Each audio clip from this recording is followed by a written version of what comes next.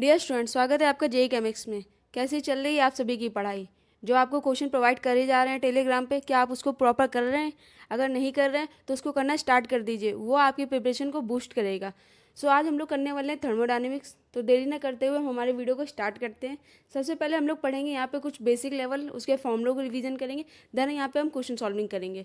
तो सबसे पहले आता है थर्मोडायनेमिक प्रोसेस। तो यहाँ पे बच्चों को जो मोस्ट प्रोबेबली कन्फ्यूजन होती है थर्मोडायनेमिक प्रोसेस में कि किसमें कौन से प्रोसेस में क्या जीरो होता है। तो सबसे पहले आता है isothermal isothermal process. Isothermal process में dt जीरो होता है, जहाँ हमारा t कांस्टेंट होता है। आइसोबारिक प्रोसेस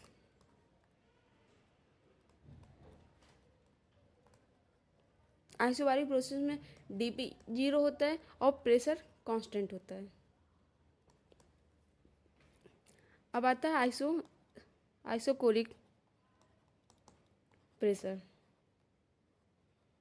जहाँ पे dv जीरो होता है और v कांस्टेंट होता है। लास्ट आता है आपका एडियाबेटिक प्रोसेस, जहाँ पे आपका dq जीरो होता है। तो ये आपको पता होना चाहिए कि कहाँ पे आपका कांस्टेंट t होता है, कहाँ पे p होता है। अगर आपको इधर से डायरेक्ट क्वेश्चन पर नहीं बोलता, क्वेश्चन में बोल देता है कि आपका वॉल्यूम है वो कांस्टेंट है, तो आपको वहाँ से पता करना चाहिए कि वॉल्यूम जहाँ कांस्टेंट है वो आइसोस्कोरिक प्रोसेस है। सेम अगर आपको टेम्परेचर कांस्टेंट बोल देगा तो आपको पता चल जाना चाहिए कि आइसोथर्मल प्रोसेस है। अब हम लोग करने वाले हैं यहाँ पे फर्स्ट लॉ ऑफ थर्मोडायनेमिक्स। तो फर्स्ट लॉ ऑफ थर्मोडायनेमिक्स में बच्चों के ये आपके फॉर्मूले जो आपको मोस्ट इंपॉर्टेंट होते हैं। मोस्ट प्रोबेबली आपको थर्मोडायनेमिक्स में फॉर्मूला बेस ही क्वेश्चन आता है। डीपली नॉलेज में आपको ज़्यादा, अगर थ्योरी बेस होगा तो आपको डीपली नॉलेज होनी चाहिए, नहीं तो फॉर्मूला बेस क्वेश्चन आता है। फर्स्ट लॉ ऑफ थर्मोडायनेमिक्स क्या कहता है? Energy of total universe is always conserve. जो आपकी यूनिवर्स की टोटल एनर्जी है वो ऑलवेज कंजर्व होती है। या फिर total energy of isolate system is always conserve. जो आपका total energy of isolate system होता है वो ऑलवेज कंजर्व्ड होता है। फिर आता है आपका कैलकुलेशन ऑफ हीट की कैलकुलेशन जब आप करोगे तो टोटल हीट कैपेसिटी ct आपका होता है dq/dt। इसकी यूनिट आपको पता होनी चाहिए, क्योंकि कभी कभी यूनिट पे खेल हो जाता है। अब dq/dt को हम लोग यहाँ पे इंटीग्रेटिंग में लिख सकते हैं, q equal to integration of dt ct/dt। Enthalpy delta h equal to u plus pv होता है, जहाँ हम लोग pv को लिख सकते हैं pv बराबर nRT। आप सभी ने पढ़ा होगा। तो यहाँ पे हम क्या कर सकते हैं? Delta h equal to delta u plus delta n R T. तो डेल्टा एच के दो फॉर्मूले होते हैं, एक डेल्टा एच बराबर होता है यू प्लस पी वी, दूसरा होता है डेल्टा एच बराबर delta U plus N R T. Next आता है आपका वर्क डन। अब वर्क डन यहाँ पे आपका पहला होता है आइसोस्कोरिक का, जहाँ पे आपका D V equal to zero होता है, तो आपका वर्क डन जीरो होगा। देखो, अब आपको अगर वहाँ पे बोल लिया कि आपको कोई सिस्टम बोल लिया कि आपको जैसे ये है ए से बी है, फिर सी है, फिर डी है, तो आपको बोल लिया ए से बी तक हमारा आइसोस्कोरिक प्रोसेस है।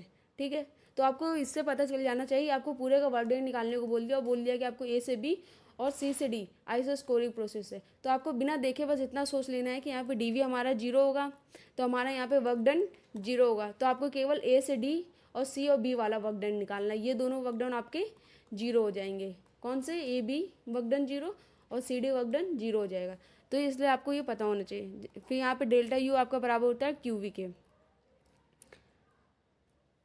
डब्ल्यू बराबर होता है डेल्टा यू बराबर होता है Q V plus W equal to Q V. अब आता है आइसोबारिक प्रोसेस। आइसोबारिक प्रोसेस में आपका होता है यहाँ पे W equal to minus P external V two minus V one. Important formula होता है यहाँ पे डेल्टा इक्वल होता है क्यू पी के। आइसोथर्मल में D T equal to zero होता है, तो डी यू आपका जीरो होगा for ideal gas. Q plus W equal to zero होता है, तो आपका Q equal to minus W होता है, यानी कि आपका जो क्यू होगा वो माइनस डब्ल्यू के इक्वल होगा।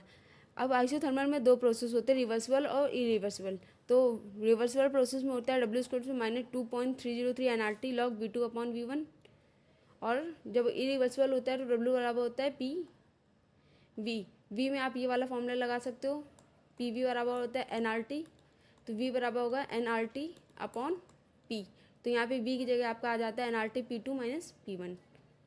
नेक्स्ट आता है वर्क डन आपका फॉर फ्री एक्सपेंशन। जब फ्री एक्सपेंशन होगा तो P external equal to zero होगा, सो इसका वर्क डाउन भी जीरो होगा। साइक्लिक प्रोसेस में क्या होता है, for cyclic process the change in state function is zero. जो फंक्शन का स्टेट होता है वो चेंज होता है तो वो जीरो होता है, जहाँ पे delta T delta V delta P equal to zero होता है। Work done equal to area enclose in P V diagram. ये आपका इंपॉर्टेंट है। कैसे, अगर आपको यहाँ पे कोई दे दिया क्वेश्चन ऐसे, ठीक है, यहाँ से दे दिया 0 से 2 और ये आपको दे दिया 2, अब इसका बोल दिया वर्क डन निकालना, तो कैसे निकालोगे, क्या करोगे, वर्क डन इसका फॉर्म पूरा आप एरिया निकाल दोगे।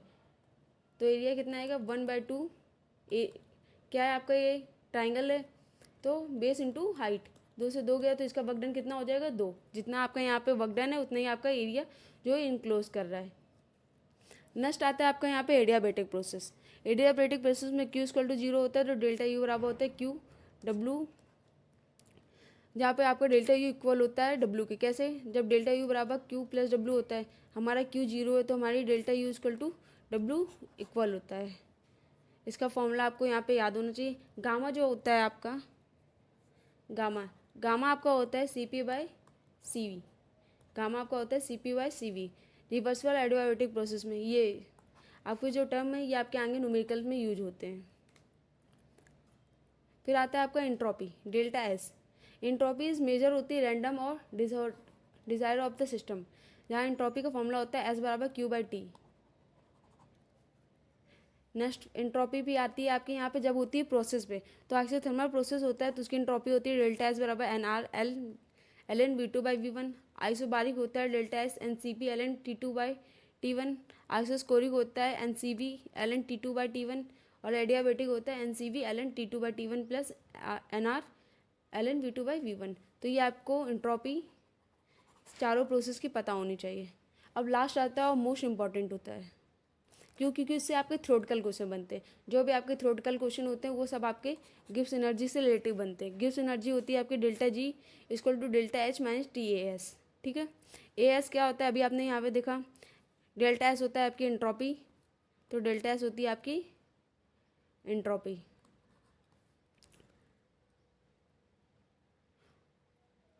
और डेल्टा एच क्या होता है आपका एंथैल्पी। ये सारे टर्म के नाम आपको पता होने चाहिए। डेल्टा एच होता है आपका एंथैल्पी,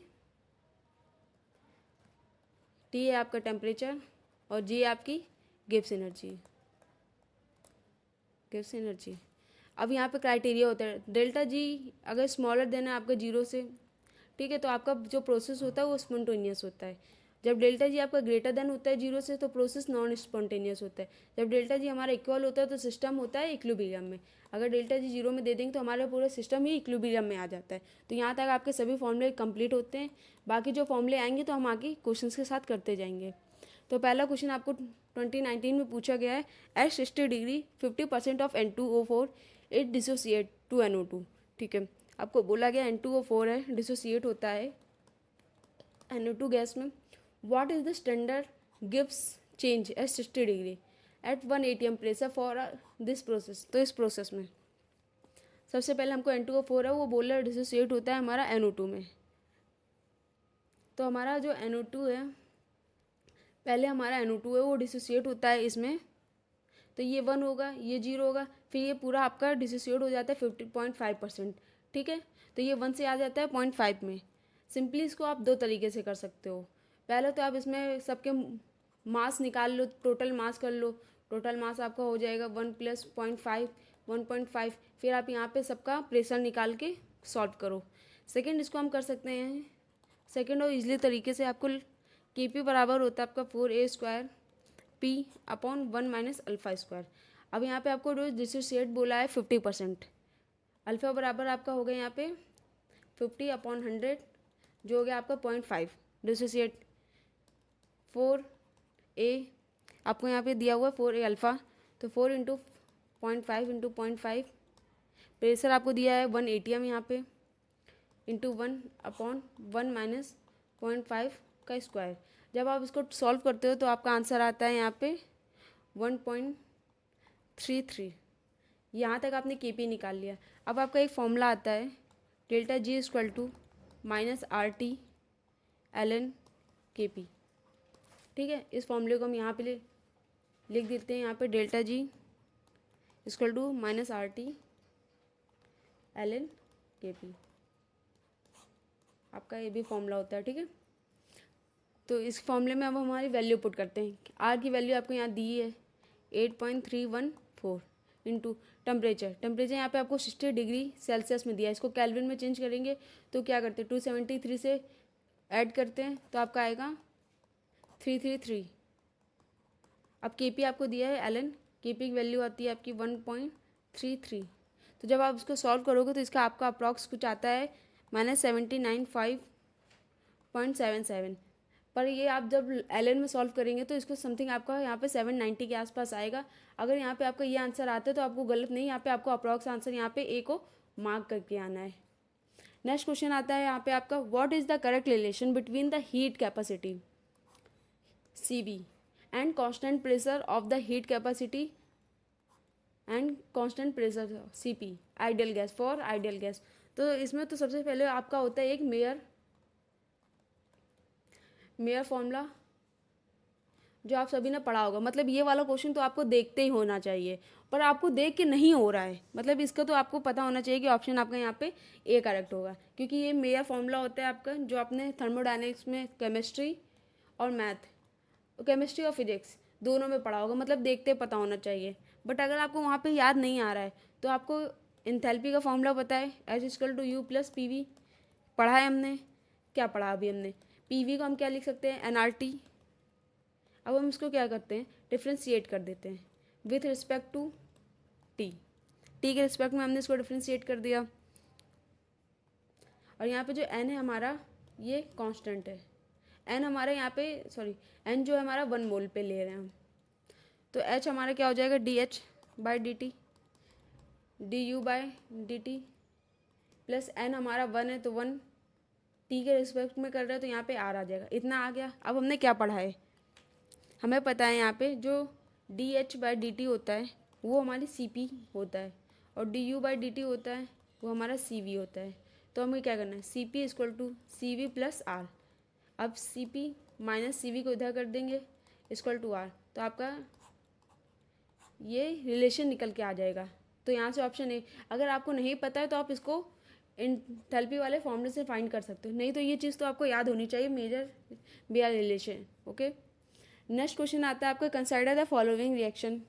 यहाँ पे आपको रिएक्शन दी हुई है, यहाँ पे ΔH दिया हुआ है, which of the statement is false. तो उसने बोला है कि कौन सा स्टेटमेंट है यहाँ पे फॉल्स हो रहा है। तो पहला है all 4 CH bond in CH4 are identical in bond length. तो देखो CH4 में जो CH बॉन्ड होता है ये आपको सिमेट्रिक होता है, सिमेट्रिकल होता है, ठीक है, ये सभी आपका होता है सिमेट्रिकल होता है। सेकंड, ये sp3 बॉन्ड बनाता है आपका टेट्राहेड्रल। तो इसमें जो आपके CH की जो CH हैं ये सभी इक्वल होते हैं आपके, तो सबके बॉन्ड लेंथ और बॉन्ड एनर्जी दोनों इक्वल होगी। तो पहला ऑप्शन तो आपका ट्रू है। उसने हमसे क्या पूछा है, फॉल्स पूछा है, ठीक है। सेकंड, उसने हमसे क्या पूछा, the energy required to break individual CH bond in successive stage is different. तो हाँ देखो, जब पहला हम यहाँ पे करेंगे CH4 है हमारा, CH4 से हम जब एनर्जी निकालेंगे तो CH3 + H निकलेगी, तो यहाँ से E1 एनर्जी निकलेगी, ठीक है। अब यहाँ पे कोई सराउंडिंग है, आप सोचो यहाँ पे हमारी कोई एनर्जी है यहाँ पे E। अब यहाँ से हमने एक ब्रेक किया, CH3 और H निकाला, हमारी E1 एनर्जी निकली, तो यहाँ पे हमारी E1 एनर्जी ऐड हो जाएगी। तो हमारा सराउंडिंग का पहले E से क्या हो गया, वो E + E1। नेक्स्ट हम जब करेंगे तो CH3 से हमारा हो जाता है यहाँ पे CH3 + H। तब यहाँ से हमारी अगर एनर्जी E2 निकली तो फिर हमारा सराउंडिंग चेंज हो जाएगा। तो ऐसे ही हमारी जो सराउंडिंग होता है वो चेंज होता है। उसी तरीके यहाँ पे सक्सेसिव स्टेप पे जो हमारी एनर्जी होती है वो डिफरेंट होती है, तो ये भी हमारा ट्रू होगा। फिर आता है ΔH, the mean bond enthalpy of CH bond. जो इसकी मीन बॉन्ड एंथैल्पी होती है CH बॉन्ड की, क्या वो होती है, तो यहाँ पे ΔH की पूछी, तो यहाँ पे आपको दिया कितना है, ΔH 1665। उसने बोला है कि मीन बॉन्ड एंथैल्पी भी CH की है। तो देखो जो मीन बॉन्ड एंथैल्पी यहाँ पे कितने CH बॉन्ड है, CH बॉन्ड यहाँ पे 4 हैं, तो इसकी जो मीन बॉन्ड एंथैल्पी होगी वो होगी 1665/4, जिसको आप डिवाइड करोगे तो आंसर आएगा 40, यहाँ पे आएगा आपको 40, 4 16 1, उसके बाद समथिंग 146.25 समथिंग आएगा। तो ये वाला आपका आंसर होता है फॉल्स। लास्ट है mean CH bond enthalpy after slightly room compound to compound, true. तो यहाँ से आपका ऑप्शन नंबर कौन सा करेक्ट होता है, यहाँ से आपका ऑप्शन नंबर करेक्ट होता है C, ठीक है, ये आपका फॉल्स है। नेक्स्ट पूछा है आपको कंसिडर एन एक्सोथर्मिक रिएक्शन। यहाँ पे उसने बोला है ये रिएक्शन दी हुई है, उसमें एक्सोथर्मिक रिएक्शन हमें फाइंड करनी। तो सबसे पहले हमको यहाँ क्या दिख रहा है कि हमको दो कंपाउंड, यहाँ गैस है और एक यहाँ सॉलिड है। तो सबसे पहले हम डेल्टा एन जी निकालेंगे, ठीक है। तो यहाँ रीजेंट माइनस प्रोडक्ट होता है, तो प्रोडक्ट में तो सॉलिड है, रीजेंट में दो गैस है, तो हमारा डेल्टा एन तो 2 आ जाएगा। इतना हमारे पास हो गया। अब हमको क्या बोला उसने, एक्सोथर्मिक बोला है। अगर रिएक्शन हमारी एक्सोथर्मिक है तो डेल्टा एच हमारा क्या होगा, वो स्मॉलर देन 0 होगा, यानी कि हमारे जो मोल हो गए, नंबर ऑफ मोल इंक्रीज होगा, तो हमारा डेल्टा एस है वो ग्रेटर देन 0 होगा। अब देखो हमने क्या फॉर्मूला पढ़ा है अभी, डेल्टा जी बराबर delta H minus T delta S. अब आप सोचोगे कि मैम मेरे दिमाग में कैसे आएगा कि हमको उस टाइम पे इस फॉर्मूले को लेना है, सिंपली क्वेश्चन आता है। अब देखो मैंने जब आपको ये फॉर्मूला बताया था तो मैंने यहाँ पे इसके रिलेशन बताए थे, मैंने यहाँ स्पॉन्टेनियस का नाम लिया था, याद आया। सेम वही चीज़ आपको अगर यहाँ पे दिख रहा है स्पॉन्टेनियस, तो आपके दिमाग में आ जाना चाहिए यहाँ पे डेल्टा जी यानी गिब्स एनर्जी का फॉर्मूला। अब यहाँ आपको हमको क्या पता है, डेल्टा एच हमारा निगेटिव है, ठीक है। डेल्टा जो आपका एस है ये पॉजिटिव है, ठीक है, ये आपका पॉजिटिव है। जो टेम्परेचर है हमारा, टेम्परेचर हमारा यहाँ निगेटिव पे नहीं है, टेम्परेचर हमारा पॉजिटिव पे है। तो हमारा यहाँ पे क्या होगा, निगेटिव निगेटिव, तो हमारा ओवरऑल जो डेल्टा जी है वो निगेटिव हो जाएगा। अब हमने यहाँ पे क्या पढ़ा है, जब हमारा डेल्टा जी 0 है, 0 से छोटा है, अगर 0 से छोटा है तो क्या निगेटिव में ही तो होगा हमारा डेल्टा जी, ठीक है। तो ये क्या होता है, स्पॉन्टेनियस होता है। तो यहाँ पे हमारा क्या हो जाएगा, ये स्पॉन्टेनियस हो जाएगा।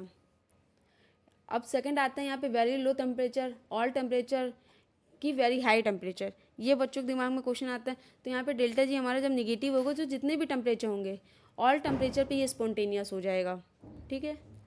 अब आखिरी क्वेश्चन आता है 2025 का। तो यहाँ अभी तक आपने सारे फॉर्मूले अच्छे से पढ़ लिए, क्वेश्चन सॉल्विंग अप्रोच देख ली, तो ये वाला क्वेश्चन आपके लिए होमवर्क है। इस क्वेश्चन को डन करिए और इसका आंसर कमेंट बॉक्स में दीजिए। जो सबसे पहले आंसर इसका देगा उसके कमेंट को हम पिन करेंगे, ओके। तो यहाँ तक आपका कंप्लीट होता है। और अगर आपको ये वीडियो अच्छा लगा हो तो चैनल को सब्सक्राइब कर लीजिए, और इसके अलावा इसके जो भी हमने चैप्टर्स यहाँ पे करवा रखे हैं कवर, उसको आप कर लीजिए। जैसे ही हमारी पीसी मोस्ट प्रॉब्ली हमारी पीसी कंप्लीट होने वाली है तो हम ऑर्गेनिक केमिस्ट्री भी स्टार्ट कर देंगे हमारी। और अब मैं सोच रही हूँ कि आपके लिए वन शॉट ला दूँ, जैसे आपको अगर आपको कन्फ्यूजन हो रही हो कि ऑर्गेनिक केमिस्ट्री में रिएक्शंस में या फिर इनऑर्गेनिक केमिस्ट्री के रिएक्शंस में, या आपको इनऑर्गेनिक केमिस्ट्री में भी बच्चों को प्रॉब्लम आती है, मोस्ट प्रोबेबली इसके जितने भी हमारे पीरियोडिक टेबल में एक्सेप्शन होते हैं या फिर उसमें फंक्शंस होते हैं उसमें, तो इन सब में हम आपको एक वन शॉट वीडियो अपलोड करवा देंगे जिससे कि आपकी प्रिपरेशन बूस्ट हो। और इसमें भी आपको अभी भी अगर आपने यहाँ पे हमारे टेलीग्राम चैनल को ज्वाइन नहीं किया तो जाके उसको ज्वाइन कर लीजिए, क्योंकि वहाँ पे आपको डेली 5 क्वेश्चंस यहाँ पे मिल रहे हैं आपको सॉल्व करने के लिए, उससे आपकी जो प्रिपरेशन है वो बूस्ट होगी, ठीक है। तो प्रिपरेशन को बूस्ट करने के लिए आप क्वेश्चन को जितना हो उतना सॉल्व करिए, क्योंकि थ्योरी आपने कर रखी है। अब आपका टाइम अब अप्रैल के बाद आपको पूरा मई क्वेश्चन सॉल्विंग में करना है, okay. So all the best बच्चों।